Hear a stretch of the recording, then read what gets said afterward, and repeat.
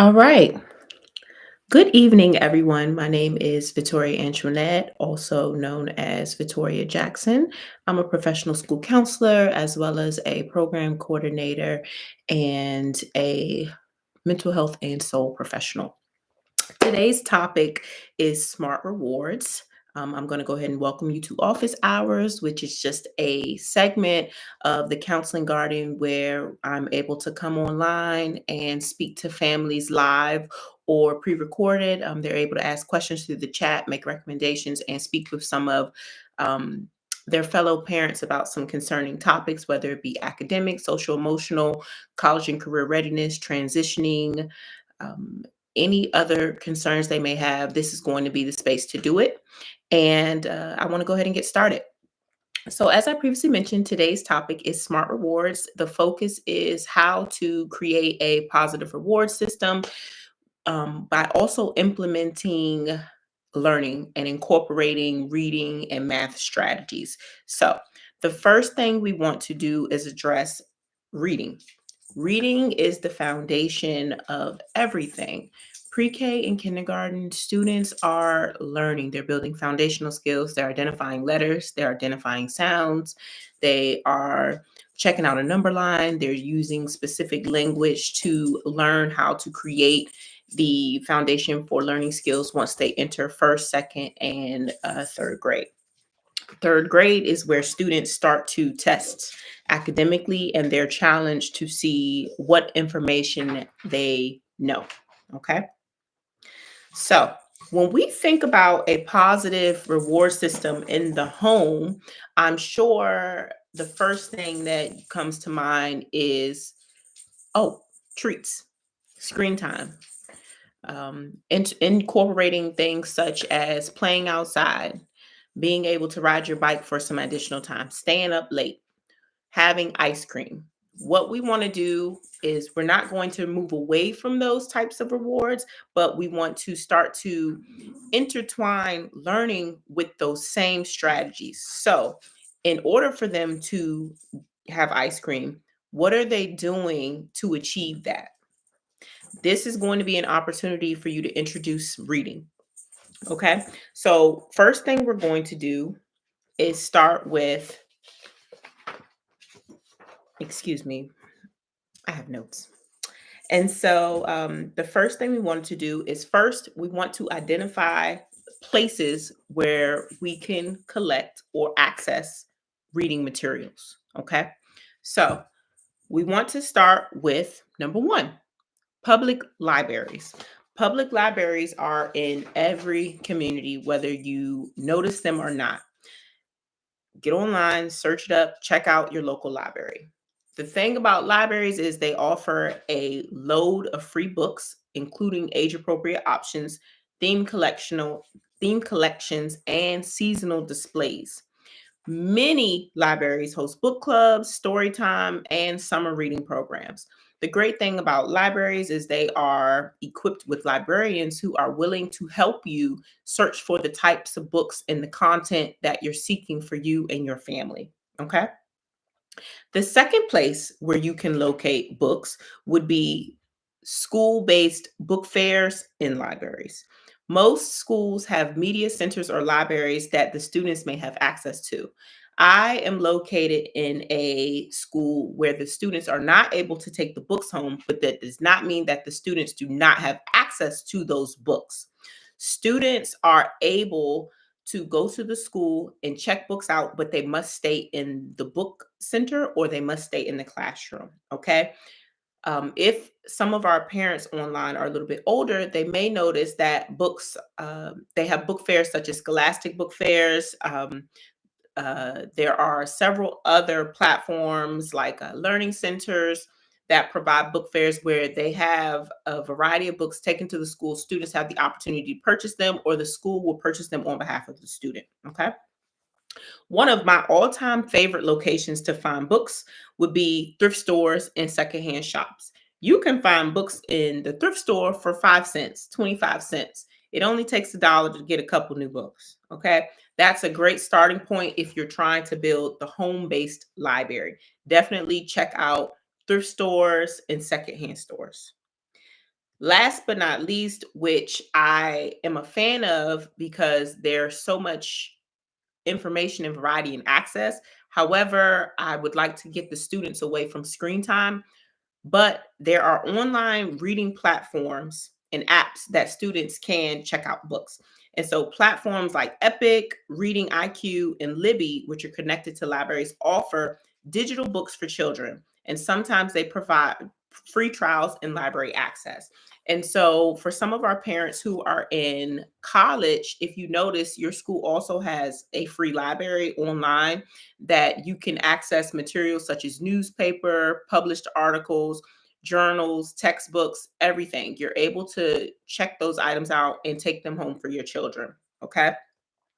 A bonus option for reading materials, if you're interested in engaging in your community in this way, would be to create a community based little free library.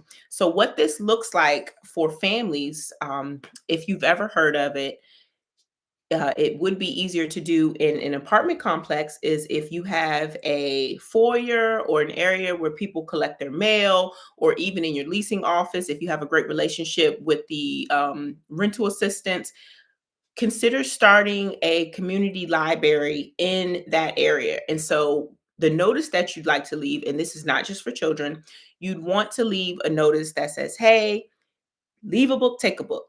And so for those who enjoy reading new literature, this gives you an opportunity to drop off your books where you're not throwing them away, but you're recycling them. You're sharing what you're reading with your neighbors and with the children in the community. And then you're also able to pick up some new books for yourself. Okay. That is just what they call that. That's a free book exchange. And so many schools offer that. If your school age child does not offer that at their location, I would absolutely recommend you speak to the school and request that that's something that they put in place, because it's a great way for your students to expand their reading and their genre capacities by exchanging books and reading books that they didn't previously own or have interest in. Okay. And so, what we want to do is we want to start creating good habits that encourage reading at home, involving consistency, making it enjoyable, integrating it into your everyday routine, and foster a love for reading at home. Okay. So, first, we want to do is talk about how we're going to start incorporating reading into our routine so we can incorporate it into our positive behavior reward system. Okay. So, number one, we want to set a reading routine. And so, right now, I'm sure you can think about what your child does when they wake up in the morning, to when they come home from school, to when they take a bath, and when they go to bed. Something that's important is that you're dedicating specific times each day for reading, such as before or after dinner, before or after bath time, before or after a meal, before or after they go outside to play. So, what you want to do is associate reading with something positive, something that they enjoy. And so, when they start to make a routine and habit of it, it won't be something that they are straying away from. They're not going to avoid it because they know it's associated with something they also enjoy doing. Something that would be good to help increase this would be to make it a family event. And so instead of your child reading for just 30, 45 minutes alone, engage them by saying, hey, read this book to me, or I'm going to read a book to you, or we may read this book together. And so that encourages everyone to participate in the reading. And it also shows that you're modeling how you read. Reading can be extremely fun if you change your voice, if you really emphasize the punctuation, if you ask questions about the pictures, if you ask questions about what the characters are thinking or feeling, if you ask your baby to explain what the setting looks like. These are all things to help engage your child with the reading at home and make it feel very natural without them even knowing, hey, I'm learning something new, I'm doing something new.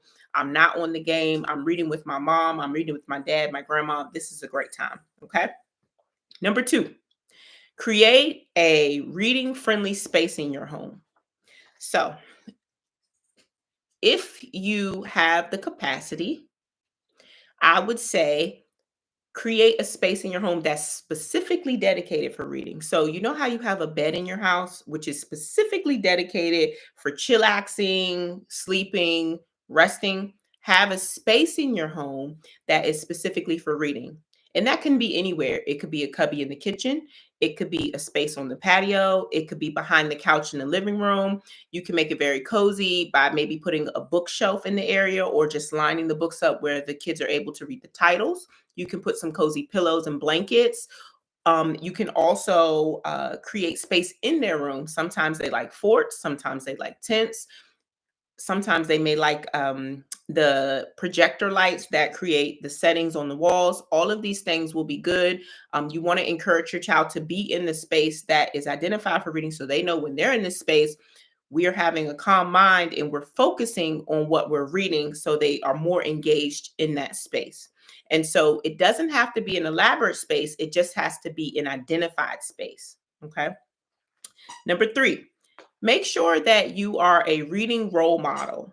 Even if it's not a reading time, it's important that your child also sees you reading, whether it be a magazine or a book or just a simple recipe. Read these things out loud. Allow your child to hear you sounding out words. Allow your child to see you following the text with your finger. Show them strategies on what they can do when it's time for them to start reading. So, being a role model is absolutely important when you're trying to engage students in literature. Okay. Number four, providing a variety of reading materials. So, something I mentioned earlier is having that free library in the community. This gives you an opportunity to explore different types of literature, fiction, nonfiction, comedies, romances, um, action, humor, anything. This gives you an opportunity to have that. So just incorporate a variety of reading. So let's say your student is into cooking. Reading a cookbook is still reading. It's just a different type of text. So that's something that maybe you can consider is also having a comic book, also having a cookbook, also having a chapter book. All of these things will help increase the um, vocabulary of the student as well as their desire to read. Okay. Number five, uh, rewards, reward reading efforts. And so this is when we start to talk about positive rewards using literature. Okay. Instead of them only receiving rewards for physical activities such as you cleaned your room. And so now you have some additional time to play on the game. So let's reframe that. Once you clean your room, you can have some additional time in our reading nook. And then on the back end of that, we will enjoy a treat together as we read. And so that takes away just the idea of them being rewarded with something sweet or additional time on something that may not be pouring into them that could potentially be diminishing them. And now we are pairing and coupling it with something very positive. And so maybe ice cream time can be paired with reading. We only eat ice cream when we're reading. That's the only time we have ice cream. That's a great way for a student or a child to say, associate, oh, I get ice cream when I'm reading. So instead of me saying, may I have ice cream, I'm going to ask my mom, hey, how about we read a book? Because I know every time we read, we typically have ice cream afterwards. So that's a great way to try to incorporate that. The next thing would be when you guys are not thinking about reading, still incorporate it. So when you're thinking about watching a movie, ask your child to read the title. Ask your child to tell you who the author is. Ask your child to describe who the characters may be. Talk about the plot. Talk about the setting. Talk about if there is conflict between different characters. All of these are elements of reading as the children age and they increase in the grade levels. These are things that they discuss that require critical thinking about literature and text. So that's a good way to engage.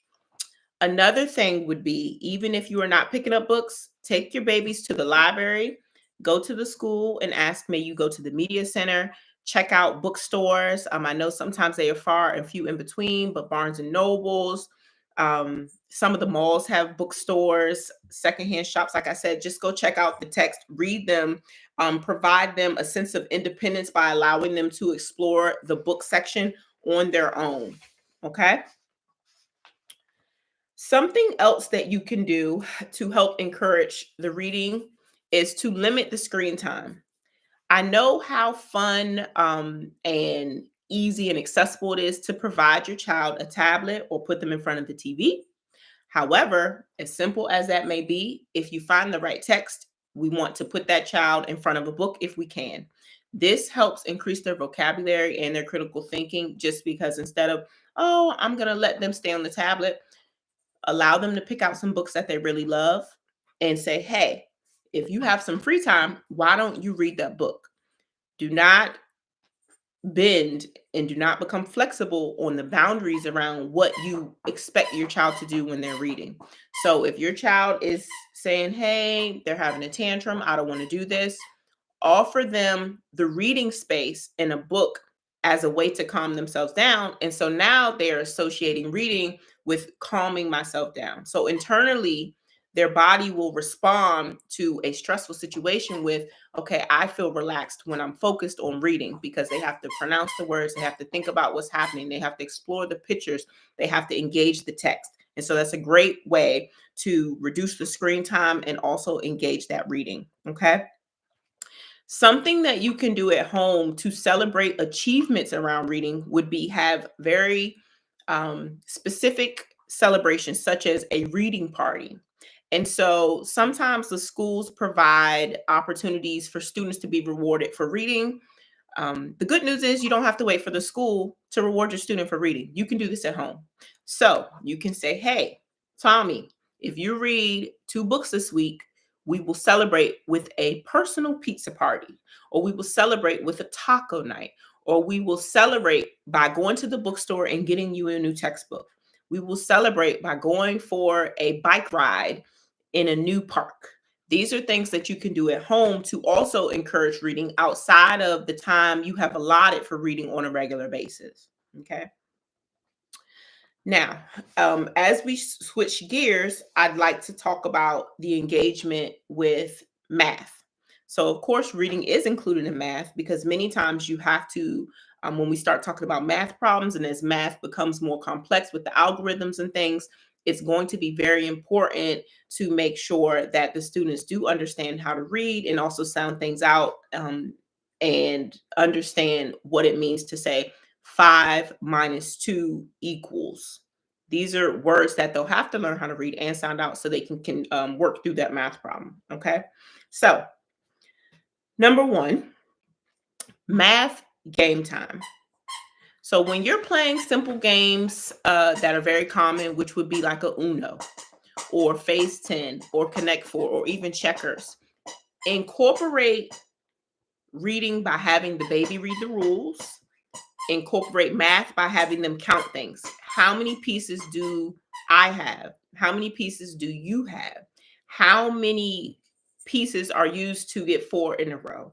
How many are in this row? So if you incorporate those things, you'll notice your child will be participating in math and doing math without them thinking they're doing any work because it's appears that we're just playing a game and my parent is just asking me a question about the game that we're playing.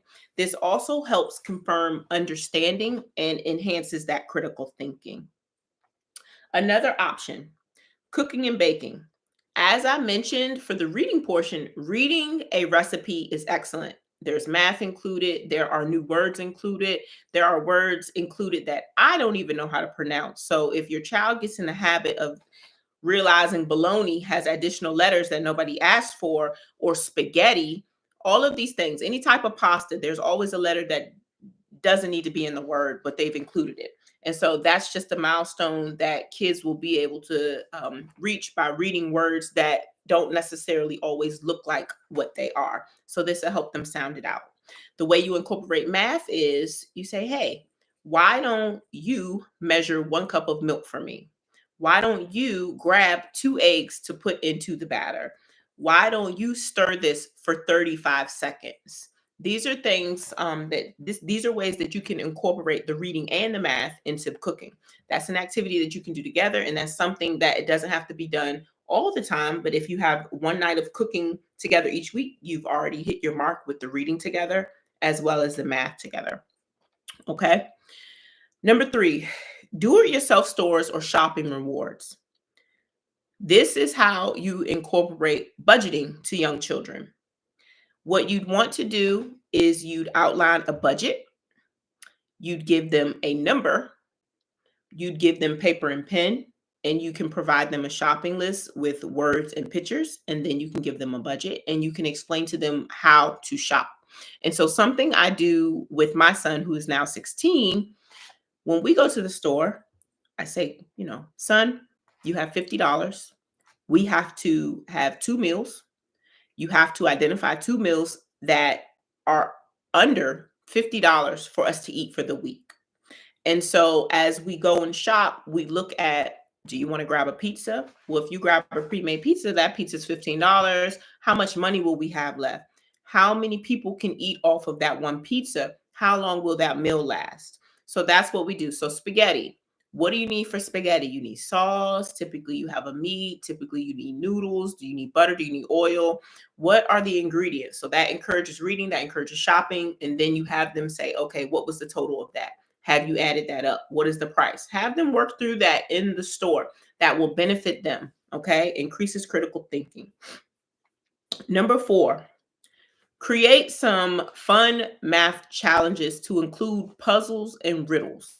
Have a small reward bin at home, such as stickers, pencils, markers, anything that they can really enjoy that doesn't result in candy or screen time.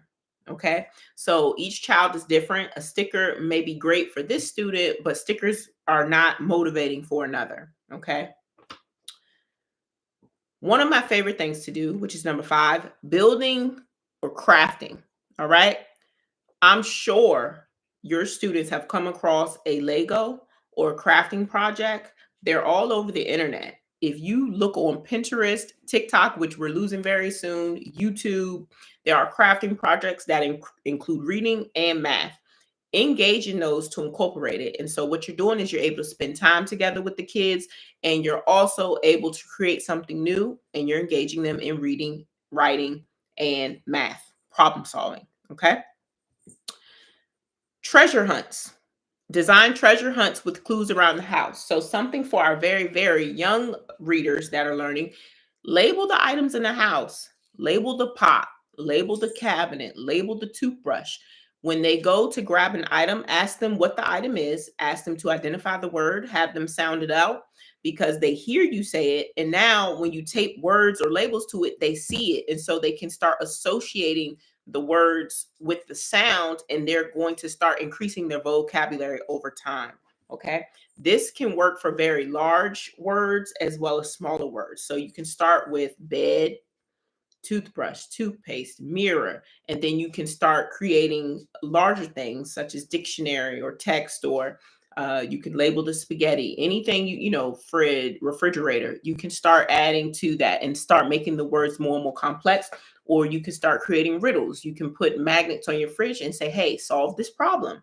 That's something fun. That can be a daily thing. You reset it the night before, the next day, before the baby goes to school. They have to solve the problem on the fridge, and there could be a reward for that. Okay. Something else that you can do, and this is where we kind of go into science. Online, you can do math experiments or science experiments with materials that you can simply find around the house, which is a great way and another opportunity to incorporate the reading and the math and the writing into regular daily fun activities. Okay. And so now that I have included where you can find these types of things and what types of things you can do at home in general to increase the engagement, I'm going to provide you 3 positive reward systems that you can use to engage your babies. Okay.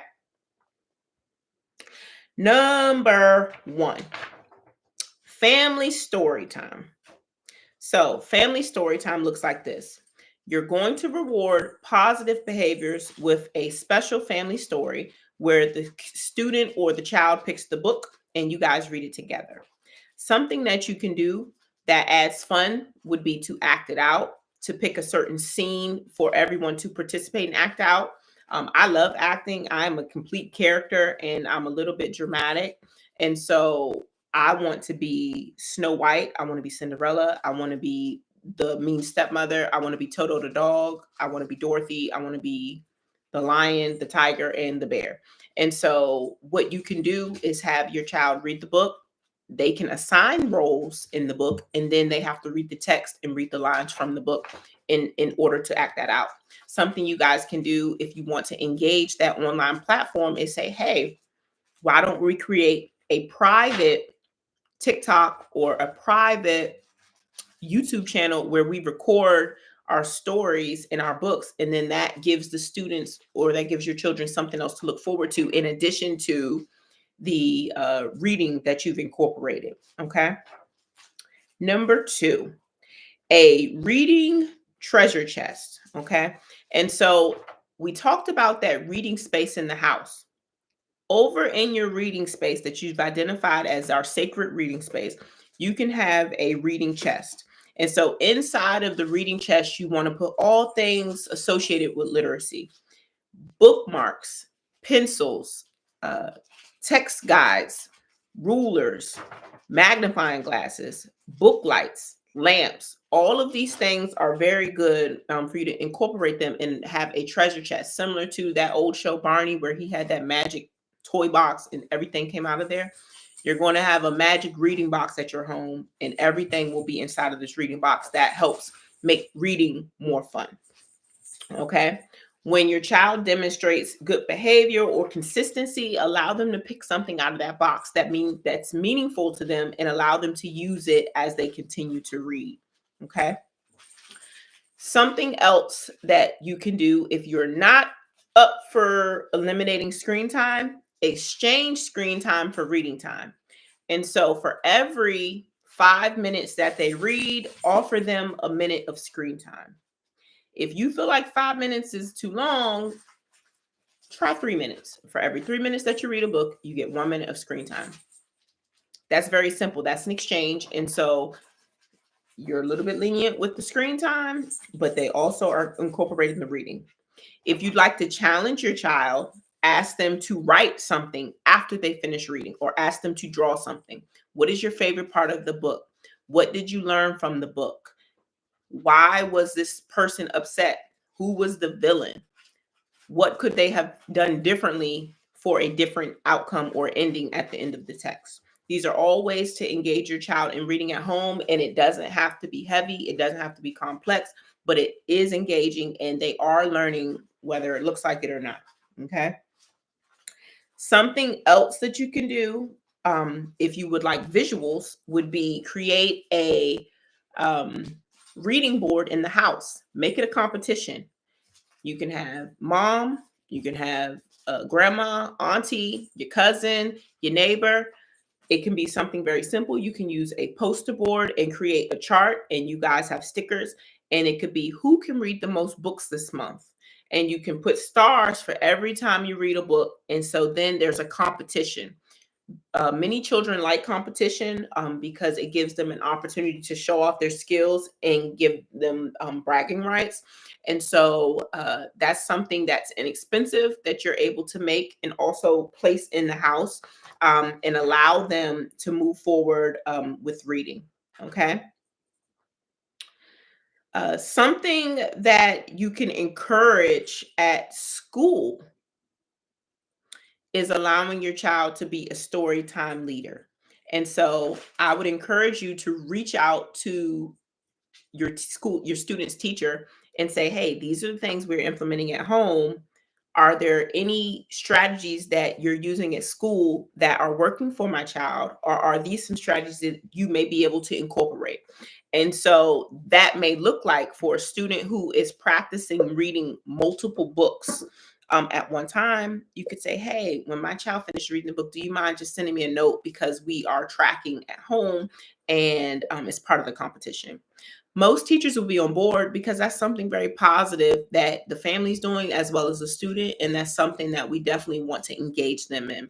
And so nobody that I know of in education would say, no, I'm not willing to collaborate with you as you're trying to increase the reading skills of your children. Okay.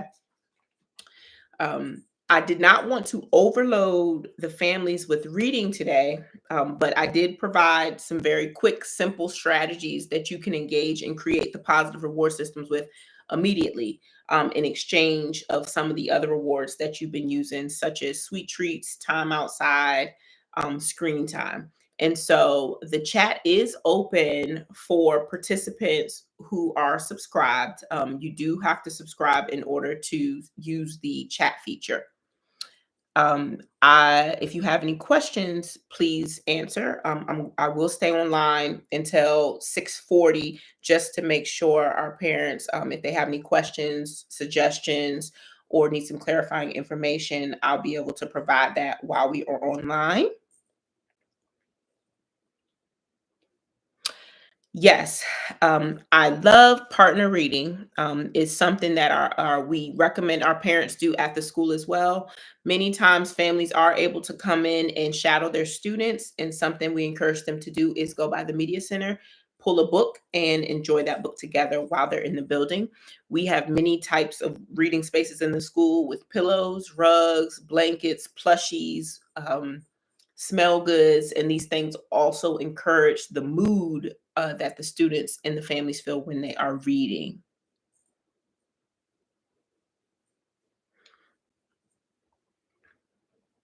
Are there any other comments or questions that we have right now?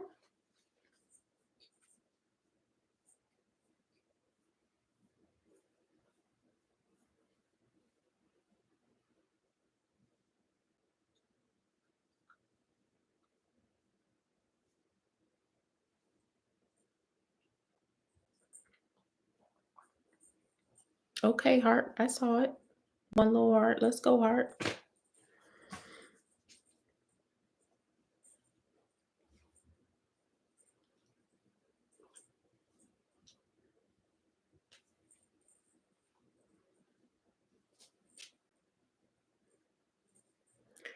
For those of you that were online and may have come in a little bit late, I will be posting a um, article on VittoriaAntionette.com that gives an overview or a summary of some of the things that I shared on live today. And so you'll have an opportunity to see the article, comment, and ask questions there. But this will be a recording that's online. And so you'll have access to this information too if you'd like to spend some time to watch it and listen while you're doing something else, maybe driving to work, washing dishes, showering. Um, you know, the sound of my voice hopefully pleases everyone.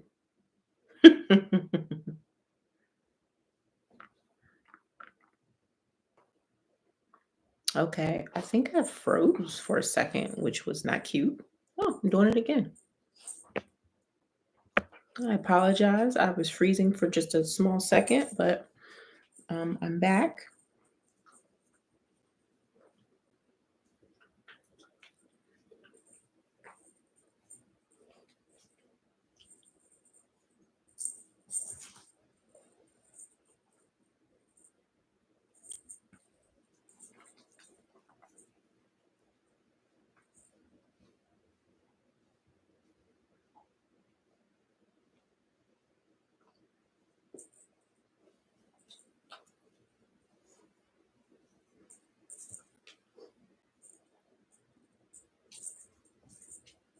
If you guys are wondering why I'm moving, I have a puppy and he feels as though he should be on the live with us, even though he cannot read nor is he school age. So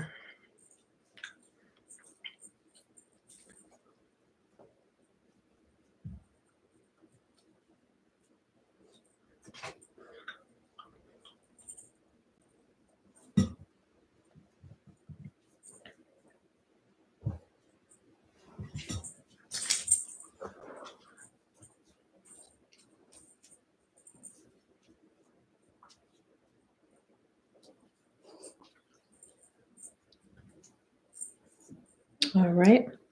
We have about 5 minutes left.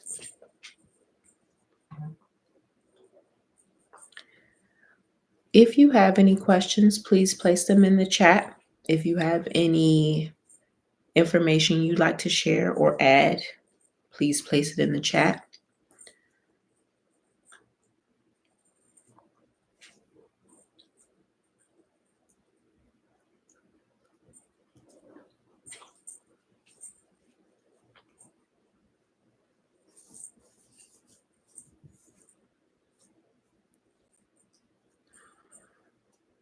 If there are any specific topics you'd like for me to cover from a professional school counselor perspective or from a program developer or advocate for your children, please shoot me an email to info at V as in Victor, I as in Igloo, T as in Tom, T as in Tom, O as in Orion, R as in Radio, I as in Igloo, A as in Apple, which is Vittoria. And the second part of that is Antionette, ANTIONETTE.com, info@VittoriaAntionette.com.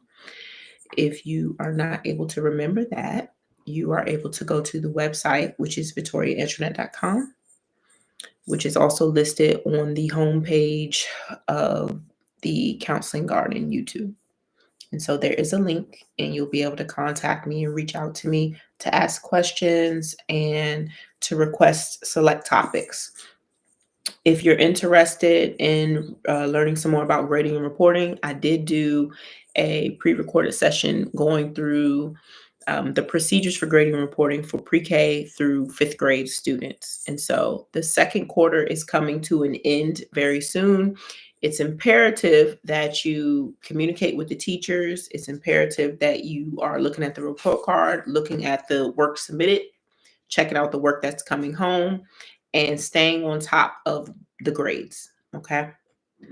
We'd like to think that the educators are focused on our child only, but many of our educators have more students than they would like in their class, and sometimes they overlook things. Not intentionally, but it does happen.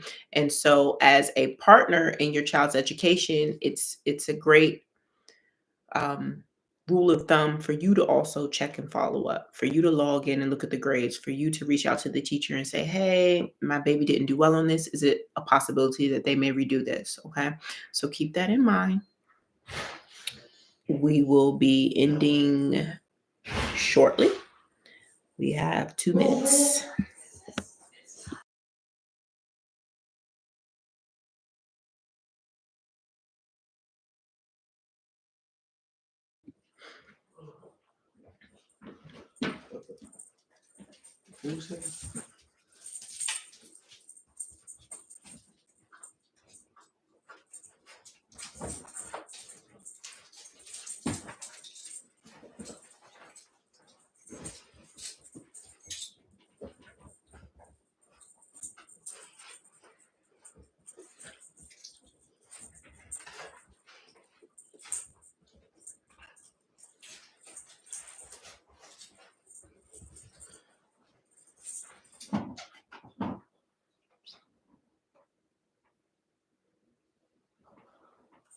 All right. We are now at our 2 minute mark. And so while we close, something that I like to do with my children and my little babies is imagery, guided imagery, or some breathing exercises. And so the technique that I like to teach them, which is what we'll use since this is one of our first office hours of the year, is just a simple breathing strategy. And what this does is, even though it may not feel like you are calming yourself down, it brings your body into a state of calm. And so the way I'd like you to start the breathing exercise is find a comfortable position to sit in. And typically, I ask my children to sit in a chair so they can place their feet flat on the floor and they can place their hands in their lap. All right. The first step in our breathing strategy is to take a deep breath in through our nose, where you fill up your chest in your stomach with air. And I call that breathing in the flower. So if you were to smell something that smelled very good, I have a candle. I love candles. And so I just have one sitting by. Breathe in the flower.